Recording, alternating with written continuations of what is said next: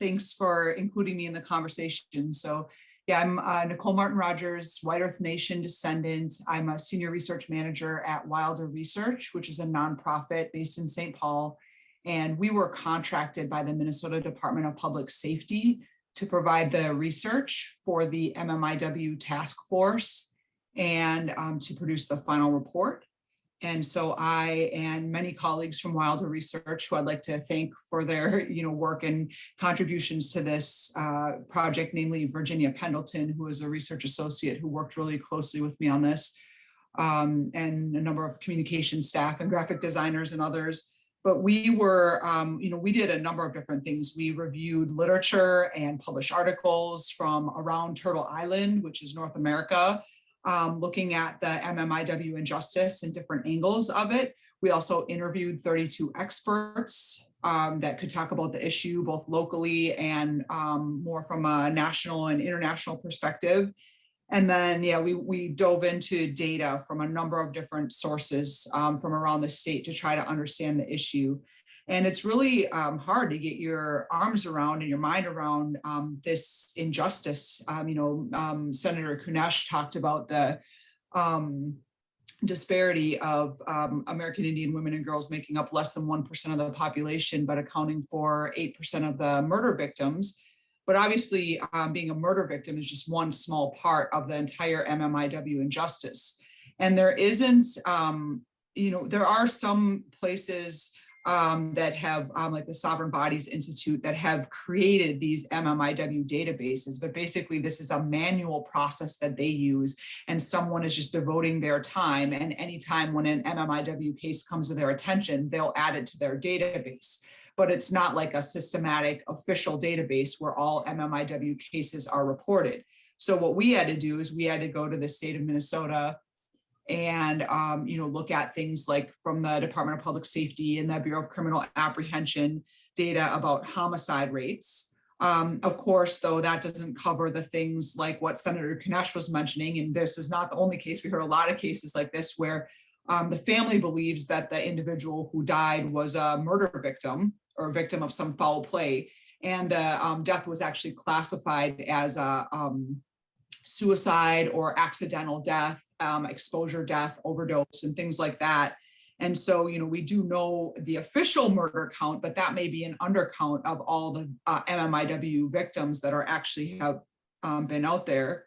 One thing that I was really surprised to learn about is that in Minnesota, we have a mixed system where some counties have a medical examiner, and that's a person who's a medical doctor who has additional forensic training and experience in order to be able to make determinations about the cause of death and other things. And in other counties, we have a coroner, and that could be any old doctor or dermatologist or whoever who's appointed by the county board. And in some cases, especially in rural counties, it could be people that know each other socially and things like that. It doesn't have any basis really in someone having necessarily good qualifications to do the type of investigation and determination that's needed to really identify the cause of death and things like that. And so there are definitely cases around Minnesota and other places where either deaths are not thoroughly investigated, or they're investigated and deemed to be some type of a suicide or overdose or something, when really the family believes something else might have happened.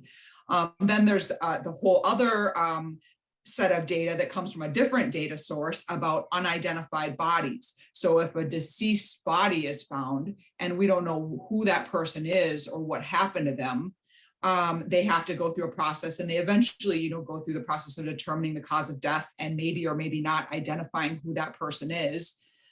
Sometimes they correctly identify the race of that person as American Indian, and other times they, might misidentify the person as Latina or white. In my case, I'm Indigenous and white mix, and I passed for white. Everyone thinks I'm white when they see me. A lot of Native people are similar mixed race and may get misidentified if it's just done by a visual thing that a medical examiner or coroner is doing. So there's that part of data that again might be undercounted or underestimated for how American Indian women are implicated there.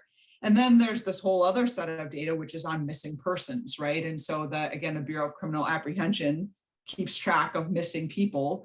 But, as Senator Kunesh kind of alluded to, in some cases, especially if a woman is, or a two-spirit person is homeless, poor, addicted, they have a prior child protection case or a prior criminal background, they're involved in prostitution. These are all reasons that law enforcement might write off someone as being missing and instead say, oh, they're off partying somewhere, or this is just their lifestyle. And then they've sort of refused to go through the appropriate procedures of opening a missing person investigation. So again, missing people only counts the people that are officially missing and listed in the official statistics. And there are a whole slew of other people who are just gone, but we don't know where, and maybe have never been documented as missing.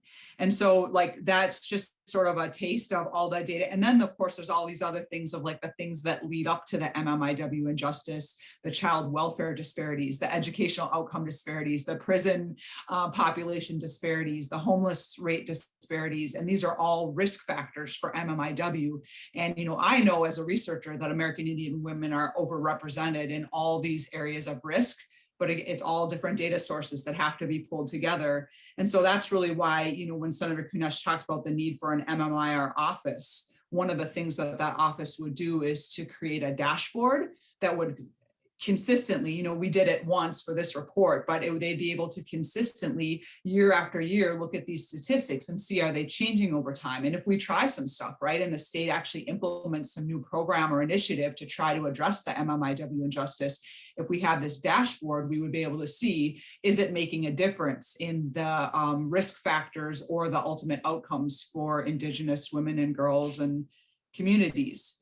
So that's what I have to say about the issue, at least to start off. And again, thanks for having me here. And I'm happy to talk more about anything in the report or answer questions and things like that.